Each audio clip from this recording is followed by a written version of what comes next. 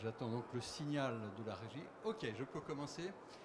Donc, rapidement, quelques éléments de contexte concernant le déploiement du Nutri-Score et pourquoi, en fait, a été mis en place en France l'idée de développer un logo permettant d'avoir un système de transparence sur la qualité nutritionnelle des aliments. Alors, un contexte rapidement brossé concernant les grands enjeux de santé publique dans lesquels la nutrition intervient. Donc, on a maintenant des données qui permettent vraiment de voir à quel point la nutrition est capable d'agir comme déterminant de maladies chroniques qui ont un coût humain, social et économique extrêmement important, que ce soit dans le risque de cancer, de maladies cardiovasculaires, d'obésité bien sûr, de diabète ou des troubles de minéralisation osseuse et de beaucoup d'autres pathologies dans lesquelles depuis quelques années a été identifié le rôle protecteur ou de risque des facteurs nutritionnels. Donc ces maladies ont un coût en termes de dépenses de santé qui est tout à fait considérable, ce qui mobilise bien sûr l'ensemble des acteurs, notamment politiques, puisqu'il y a, au travers de la nutrition, un moyen d'avoir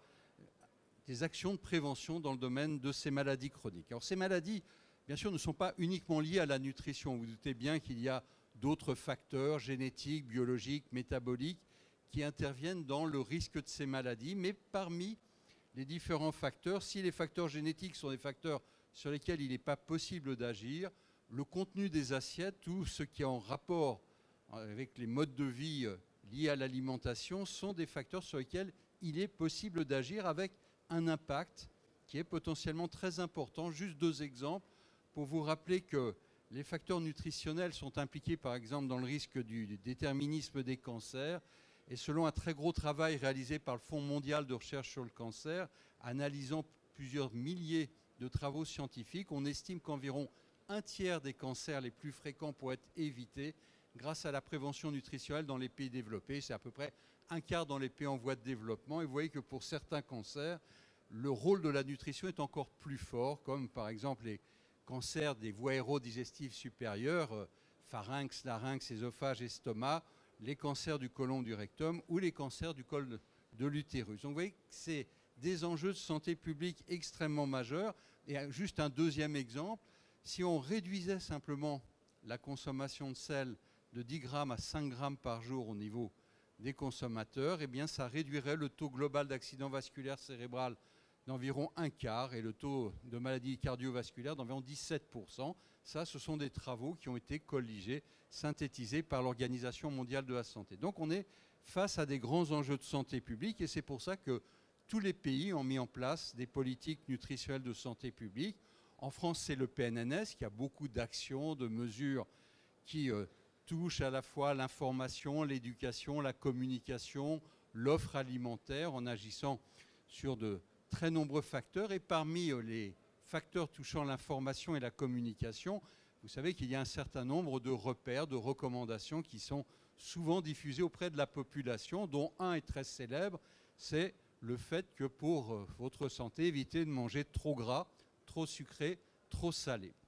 Alors ça, le slogan est bien connu par l'ensemble de la population, mais lorsqu'on est face à des rayons de supermarché, comment on est capable de décliner cette recommandation en termes pratiques quand on est face à des très nombreux produits sur des larges gammes d'étalage.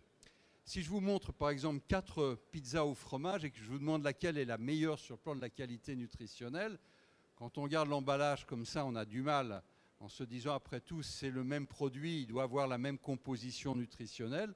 Si on est un petit peu plus curieux, on peut essayer de regarder les étiquettes nutritionnelles, mais les étiquettes nutritionnelles sont souvent illisibles et incompréhensibles. Être capable, au travers de ces colonnes de chiffres, ces tableaux assez ésotériques, de dire quelle est vraiment la pizza entre ces 4 pizzas au fromage qui est la meilleure sur le plan nutritionnel, c'est extrêmement compliqué. Par contre, si on met un système synthétique, un logo coloriel qui va du vert au rouge, de A à E, et qui permet vraiment de caractériser, de synthétiser ce qui est contenu dans l'étiquette nutritionnelle, on voit que là, on a une information très facile à mettre en pratique ensuite dans ses achats. On voit qu'il y a une pizza qui est classée B, qui est mieux classée que celle C, ou encore mieux classée que celles qui sont classées en D. Donc avec un simple système sur la face avant des emballages des aliments, dans les quelques secondes qui sont associés à l'acte d'achat, on a la possibilité vraiment de reconnaître la qualité nutritionnelle des aliments de façon simple, compréhensible et intuitive pour tous. Donc, l'idée du Nutri-Score, vous voyez que c'est une idée extrêmement simple, c'est renseigner le consommateur au moment de son acte d'achat sur la qualité nutritionnelle globale des aliments, ce qui va lui permettre de comparer les aliments entre eux et d'orienter, s'il le souhaite, ses choix vers des aliments de meilleure qualité nutritionnelle. Il y a un deuxième ressort également qui a été réfléchi dans la mise en place de ce logo, c'est la capacité d'inciter les industriels à améliorer la qualité nutritionnelle des aliments qu'ils produisent avec l'opportunité, par le système, de valoriser leurs efforts en termes de reformulation ou d'innovation, puisque lorsqu'ils reformulent, ils seront donc capables d'améliorer leur positionnement sur l'échelle du Nutri-Score. Donc, le Nutri-Score, c'est vraiment une mesure qui s'intègre dans une politique nutritionnelle de santé publique. Ça ne résume pas toute la problématique de la nutrition, ça ne va pas résoudre tous les problèmes de nutrition, mais c'est l'opportunité vraiment d'avoir une action qui contribue à améliorer la qualité nutritionnelle de l'offre alimentaire et les choix alimentaires des consommateurs. Alors c'est un système donc, qui se veut utile aux consommateurs, qui repose sur le calcul d'un score nutritionnel global. Je vous ai expliqué, et on va y revenir, on va resynthétiser les données qui sont sur l'étiquette. Ça a été mis au point par des collègues britanniques et institutionnalisé par la Food Standard Agency en Grande-Bretagne, et ça a été adapté en France par le Haut Conseil de la santé publique. L'intérêt du système, c'est que c'est un système universel qui permet d'être appliqué à tous les aliments sur la même base, avec les mêmes critères. Donc on est capable de reconnaître la qualité nutritionnelle à la fois entre des aliments de familles différentes, c'est-à-dire on peut comparer les céréales du petit déjeuner aux produits laitiers, aux sodas, aux fruits et légumes, à la charcuterie, aux biscuits, etc. Ça permet également de comparer la qualité nutritionnelle relative d'aliments qui appartiennent à la même famille d'aliments, c'est-à-dire dans les céréales petit déjeuner, comparer les muesli versus les céréales chocolatées ou par rapport aux céréales fourrées, comparer les biscuits secs par rapport aux biscuits confiturés ou aux biscuits chocolatés. Et puis l'autre avantage encore du Nutri-Score, c'est que ça permet, comme je vous l'ai montré pour la pizza, pour un même aliment, de comparer entre les marques. En effet, il existe une grande variabilité, même pour un même produit, entre différentes marques, et on peut comparer différentes marques de céréales chocolatées fourrées, différents muesli ou différentes pizzas. C'est donc un système qui est extrêmement simple, très applicable et très pratique. Alors comment on le calcule? Je vous ai dit, on part du produit, en fait on part de ce qui existe déjà, l'étiquette nutritionnelle obligatoire, la liste des ingrédients. On va reprendre à l'intérieur de l'étiquette ce qui concerne les calories, les sucres simples, les acides gras saturés, le sodium, donc le sel. À partir de la liste des ingrédients, on reprend le pourcentage de fruits et légumes, légumineuses et noix, les fibres, les protéines, et ça permet de calculer un profil nutritionnel, tout simplement parce que, en fonction de la teneur en nutriments ou en éléments contenus dans le produit, on va donner des points allant de 0 à 10. S'il n'y a pas de sucre simple, on mettra 0. S'il y en a beaucoup, on mettra 10. Et entre les deux, il y a bien sûr une grille avec un pas qui permet d'attribuer donc des points de 0 à 10. Pareil pour les éléments positifs, les fruits et légumes, les fibres, les protéines. Il y a des grilles qui permettent cette fois de donner des points allant de 0 à 5. Donc si on prend l'ensemble des points négatifs, les calories, le sucre simple, les acides gras saturés et le sel, on arrive à une possibilité de notation allant de 0, s'il n'y avait aucun de ces nutriments à l'intérieur, à 40 points si c'était vraiment des aliments extrêmement riches en gras, en sucre et en sel. Pour les points positifs qui caractérisent l'intérêt nutritionnel de ces aliments, eh bien c'est pareil.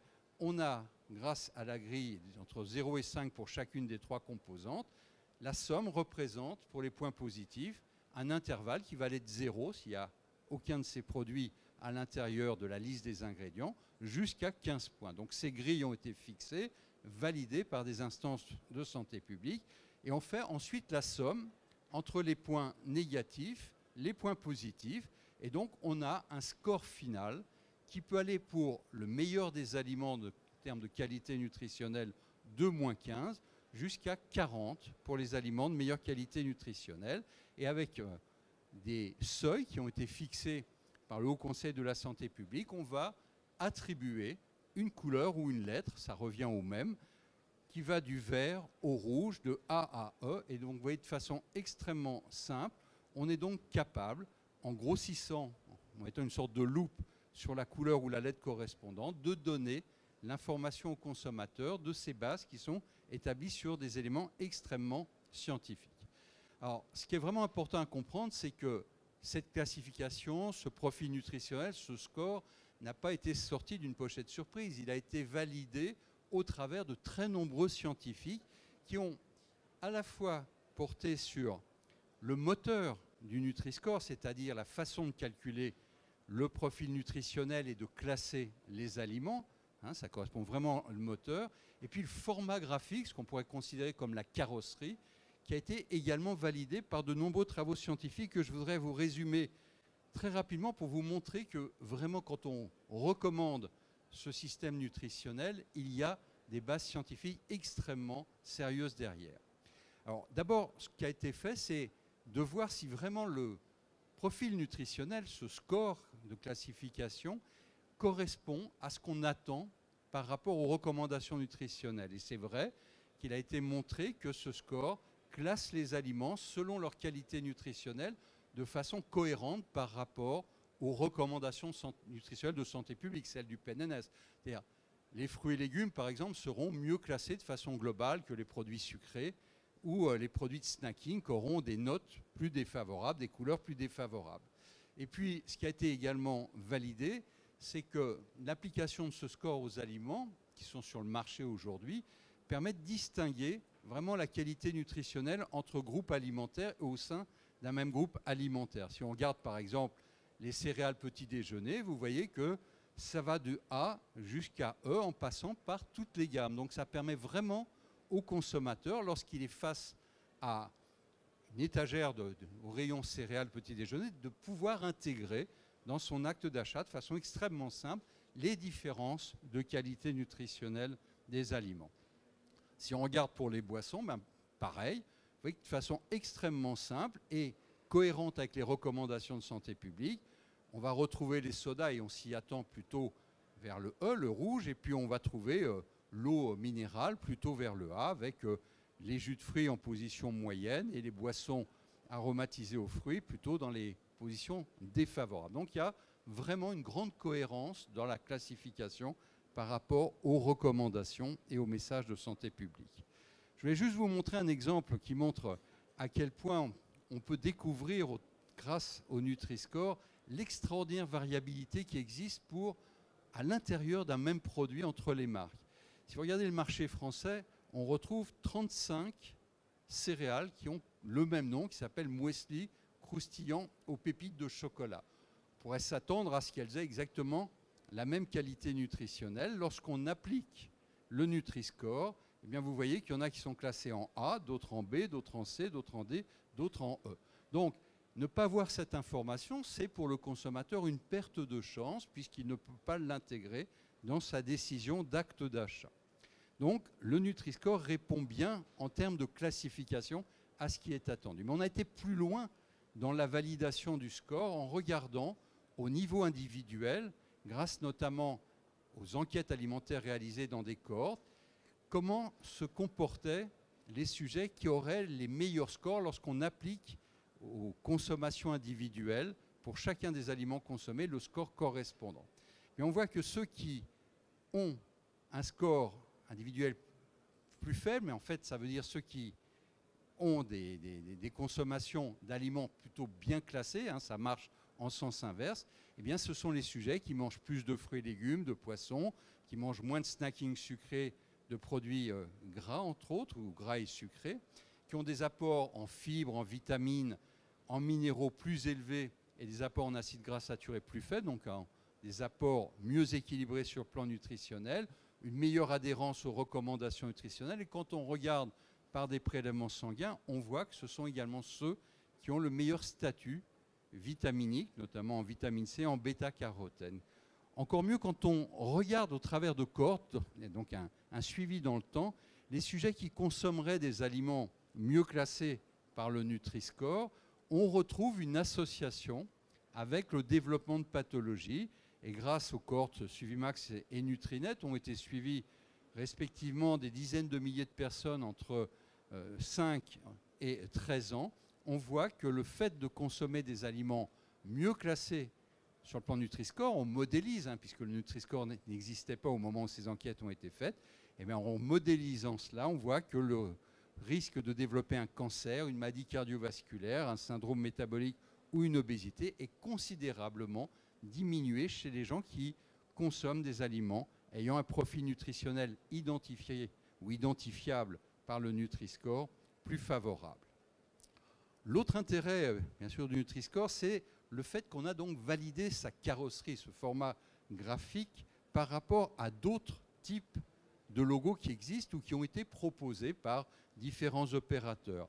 Et quelques exemples de quelques-unes de ces études qui ont été publiées. Ça, c'est une étude qui porte sur plus de 20 000 sujets où a été testé différents types de logos. Le logo proposé à l'époque par la grande distribution, le Nutricolor qui correspond au trafic light britannique, les Nutri-Repères qui sont les GDA, le système classique proposé par les industriels, ou le Nutri-Score. Quand on pose des questions en exposant les sujets à des produits portant ces différents logos, on voit que le format préféré, c'est celui du Nutri-Score, qui est quasiment 2 fois supérieur à celui des Traffic Light multiples, du Nutricolor ou du Sens, proposé par les industriels. Le Nutri-Score est à la fois le logo le mieux perçu, parce que le plus facile à identifier, le plus facile à comprendre, et surtout le plus rapide à comprendre. Et ce qui est intéressant, c'est que ça touche l'ensemble des catégories de la population, notamment, quel que soit le niveau du statut pondéral, les sujets obèses et en surpoids préférant le Nutri-Score, et le niveau d'adhésion aux recommandations nutritionnelles, c'est-à-dire les compétences nutritionnelles, les connaissances nutritionnelles de la population. On a également regardé, en termes de compréhension objective, quel était le logo qui permettait de mieux classer les aliments par les consommateurs. Pour cela, on a travaillé sur plus de 13 000 sujets en testant 4 types de logos et en exposant en fait ces sujets à des produits avec les différents types de logos et en demandant aux sujets de les classer en termes de qualité nutritionnelle, du meilleur au moins bon ou du moins bon au meilleur. Donc on a testé différentes familles d'aliments et on a regardé le taux de réponse positive, le taux de réponse correct. Globalement, le logo qu'on appelle parfois 5C, parce que 5 couleurs, ce qui est la version un peu initiale du logo nutritionnel, est le plus performant, suivi des feux, des traffic lights multiples, du Nutricolor, des GDA et du TIC. Et là encore, ce qui est intéressant, c'est quelle que soit la catégorie sociodémographique, même pour les populations les plus défavorisées, ayant le moins de connaissances nutritionnelles, c'est toujours le logo Nutri-Score qui est le mieux utilisable pour classer correctement la qualité nutritionnelle des aliments. On a essayé d'aller encore plus loin dans les travaux scientifiques. Plusieurs équipes ont travaillé sur ce sujet en regardant quel était l'impact sur la qualité nutritionnelle des achats. Est-ce que les sujets, lorsqu'ils ont cette information, les consommateurs achètent des produits mieux classés, de meilleure qualité nutritionnelle? On a fait ce qu'on appelle un essai randomisé, c'est-à-dire sur un supermarché expérimental en ligne, comme il en existe déjà largement dans le commerce, toutes les grandes marques de distribution en ont. On en a reconstitué un et on a proposé à plus de 11 000 sujets, près de 12 000 sujets, de faire leurs courses en ligne de façon virtuelle.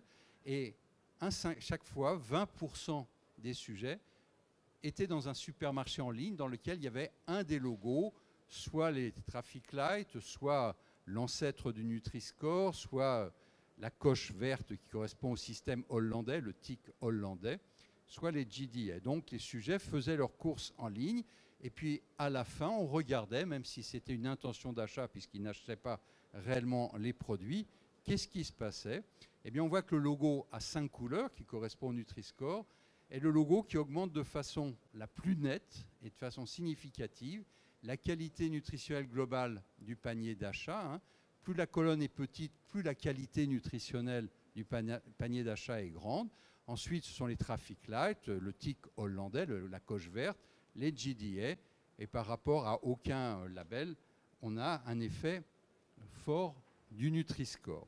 Ce qui est intéressant, c'est que ça ne retentissait pas sur le prix et le nombre de produits ajoutés au panier, quel que soit le logo. Globalement, le Nutri-Score n'amenait pas à payer plus pour avoir un panier d'achat de meilleure qualité nutritionnelle. Et quand on regardait cette qualité nutritionnelle de façon spécifique, on voit que le logo, donc à 5 couleurs, était le seul logo qui permettait de réduire à la fois les apports en graisse, en sel, également du panier d'achat. C'était moins net pour le sucre, mais c'était sur une période extrêmement courte de temps. Et surtout, l'effet qui était observé sur l'amélioration du panier d'achat se retrouvait sur toute la population, notamment les populations de niveau socio-économique plus faible, de plus faible connaissance sur les recommandations nutritionnelles ou d'index de masse corporelle plus élevé. Et donc, quels que soient les niveaux de connaissance, de compétences en nutrition, c'est à chaque fois le logo Nutri-Score, le logo à 5 couleurs, qui ressortait le mieux. Alors, ceci a été complété par une grande étude lancée donc par le ministère de la Santé sur 60 supermarchés, cette fois en conditions réelles, où les consommateurs, pendant 10 semaines, étaient exposés à l'un ou l'autre des logos qui étaient proposés, ou à l'absence de logo, avec des produits qui étaient donc étiquetés dans 3 rayons, avec une communication pour chacun de ces logos. Et ce qui est intéressant, c'est qu'au total, là encore, comme pour le supermarché virtuel, mais cette fois dans des conditions réelles d'achat, le Nutri-Score est le logo qui est associé à la meilleure qualité nutritionnelle du panier d'achat. C'est celui qui impacte le mieux la qualité nutritionnelle du panier d'achat, avec vous voyez, un peu moins de 5% d'amélioration, contre environ 4% pour le Nutri-Couleur, et un peu plus de 3% pour le sens. Et ce qui était vraiment intéressant également dans cette étude, c'est que là encore, le Nutri-Score avait l'impact le plus important chez les consommateurs les moins aisés. C'est ce qui nous intéresse d'autant plus en termes de lutte contre les inégalités sociales de santé dans le champ de la nutrition.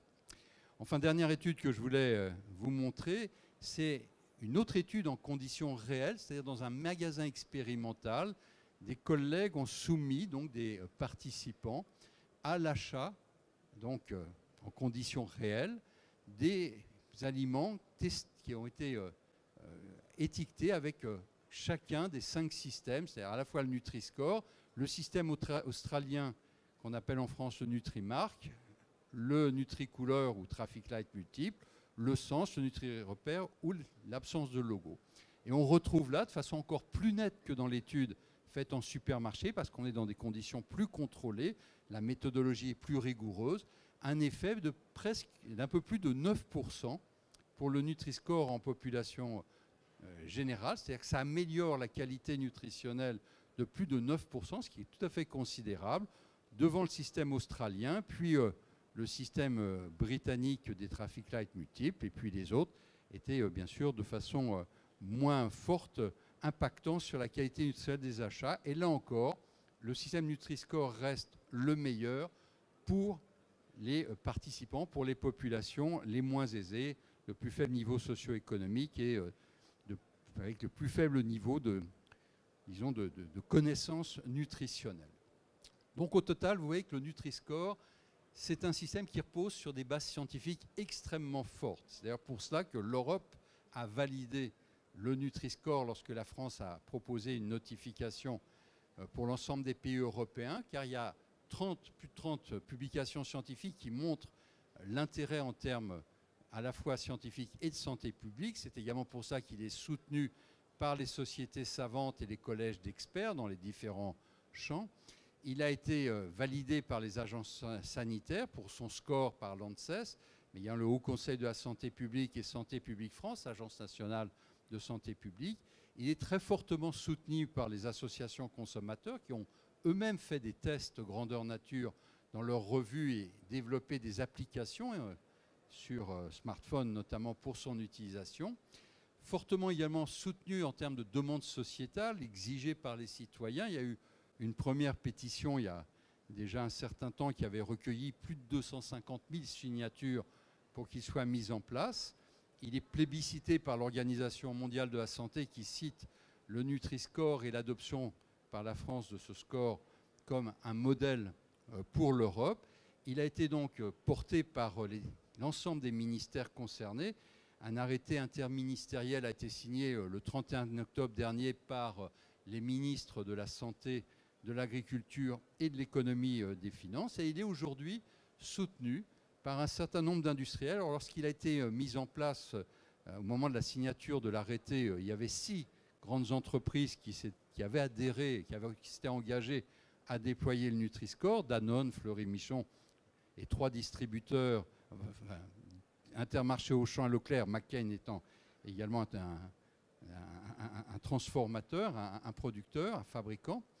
Et aujourd'hui, la dynamique se déploie de façon extrêmement positive, puisque le 15 février 2018, il y avait déjà plus d'une trentaine de sociétés qui s'étaient engagées, avec des grandes sociétés, des plus petites sociétés représentant pas mal de marques, donc qui affichaient leur volonté, qui se sont engagées à mettre sur l'ensemble de leurs produits donc le Nutri-Score. Alors c'est d'ailleurs quelque chose qui est dans la réalité, puisque si vous allez dans les supermarchés, vous trouvez, alors c'est encore faible parce qu'il y a le temps de renouvellement des packaging, il faut épuiser les anciens, mais on retrouve déjà des produits, notamment de Fleury-Michon et de Ranou, qui sont étiquetés avec le Nutri-Score. Et dans le e-commerce, les grands distributeurs ont mis sur leur drive, donc parce que c'est beaucoup plus facile à faire que de changer les emballages, du moins ça demande moins de temps. Donc voilà un exemple d'Auchan, mais Intermarché et Leclerc font la même chose, avec donc la possibilité de lire le Nutri-Score donc, sur les produits en drive, comme on l'a sur les emballages des firmes qui ont commencé à faire cette transformation. Ça va demander un certain temps, donc la montée en puissance va se faire tout au long de 2018. Alors il y a une communication qui va accompagner le déploiement du Nutri-Score. Elle va se mettre en place assez rapidement. Il y a déjà une vidéo qui a été créée, des dépliants qui pourront être customisés par les distributeurs ou les industriels et largement distribués donc, dans les magasins ou sous toute autre forme que souhaitent les opérateurs économiques engagés. Il va y avoir une grande campagne média, une grande campagne télévisée et presse écrite lancée par l'Agence nationale de santé publique en mai 2018. Donc un film est en cours de réalisation. Et puis tout un tas d'actions pédagogiques en milieu scolaire, que ce soit dans les écoles, les collèges, vis-à-vis des professionnels de santé, du monde du social, donc de l'éducation, etc. Alors pour mettre en place le Nutri-Score, il y a maintenant un système qui a été déployé pour permettre aux opérateurs économiques d'abord de se renseigner, puis de s'inscrire sur le site de Santé publique France. On peut avoir accès à un site spécial qui permet de connaître la charte d'usage du Nutri-Score. Il y a les graphiques, il y a tous les éléments, et en sachant que pour un industriel qui s'engage, il y a un délai de 2 ans pour étiqueter tous les produits de la marque enregistrée, puisqu'il faut en effet laisser tout de même le temps nécessaire pour le renouvellement des emballages. Donc tout va pour le mieux dans le meilleur des mondes, sauf que tout de même, tout n'est pas encore complètement gagné, puisqu'un certain nombre d'opérateurs tentent un peu de brouiller et de torpiller le Nutri-Score. Il y a 6 grandes compagnies, Coca-Cola, PepsiCo, Mars, Mondelez, Nestlé, Unilever, qui ont donc mis en place un système concurrentiel, même s'il fonctionne moins bien, même s'il est moins bien efficace. Alors ces 6 sociétés ne sont plus que 5, parce qu'heureusement Mars a reconnu l'absence de crédibilité d'une tentative plutôt de torpillage du Nutri-Score au niveau européen et s'est retiré. On espère que les autres sociétés feront de même et donc laisseront la place au déploiement du Nutri-Score, qui aujourd'hui n'est que facultatif parce que le règlement européen information du consommateur ne permet pas de le rendre obligatoire.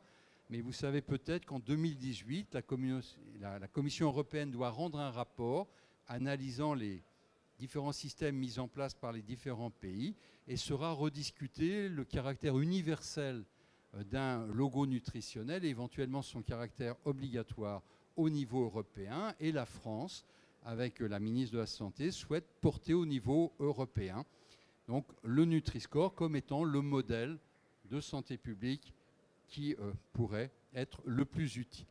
Alors, face aux tentatives de brouillage, il y a heureusement des mobilisations sociétales, 150 spécialistes, 40 sociétés savantes et associations de consommateurs, et déjà plus de 24 000 signataires témoignent de leur volonté que soit affiché le Nutri-Score et que soient abandonnées toutes les velléités d'essayer de façon contre l'histoire de proposer d'autres systèmes qui n'ont pas été validés ou qui ont été démontrés scientifiquement comme de moins grand intérêt. Donc en conclusion, je voudrais dire que aujourd'hui, ce qui est intéressant, c'est la démarche des industriels qui réfléchissent à s'engager dans la mise en place du Nutri-Score avec la volonté d'offrir une forte transparence aux consommateurs. C'est un droit des consommateurs, c'est un devoir des opérateurs industriels, et par cet engagement de transparence, à la fois valoriser leur volonté d'aider les consommateurs et s'intégrer dans une démarche de santé publique d'intérêt collectif. Voilà très rapidement quelques éléments d'information. Je pense qu'on a peut-être le temps pour quelques questions rapides avant de laisser la place au suivant. Oui.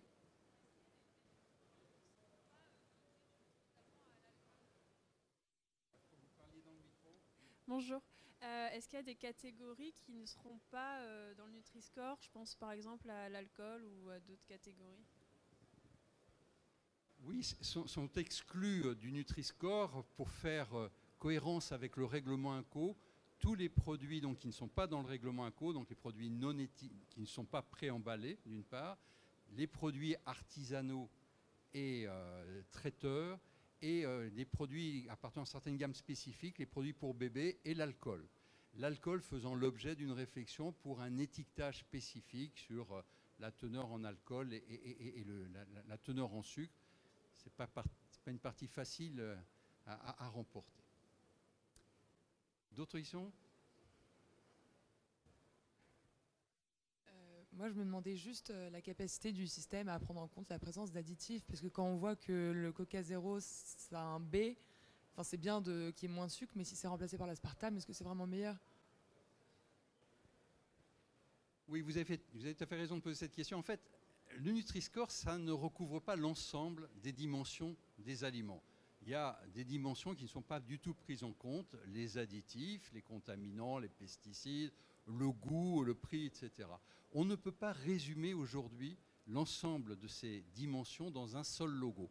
Donc le Nutri-Score, c'est uniquement la qualité nutritionnelle, ça n'empêche pas d'avoir d'autres types d'informations sur d'autres types de dimensions des aliments, en sachant que pour les additifs, le problème n'est pas tant finalement d'informer le consommateur que de savoir si des additifs ne sont pas bons pour la santé, de les interdire, donc plus du champ de la réglementation.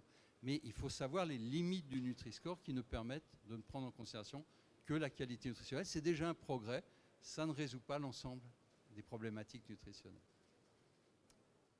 Est-ce qu'il y a d'autres questions? J'avais deux questions. La première était la même que madame.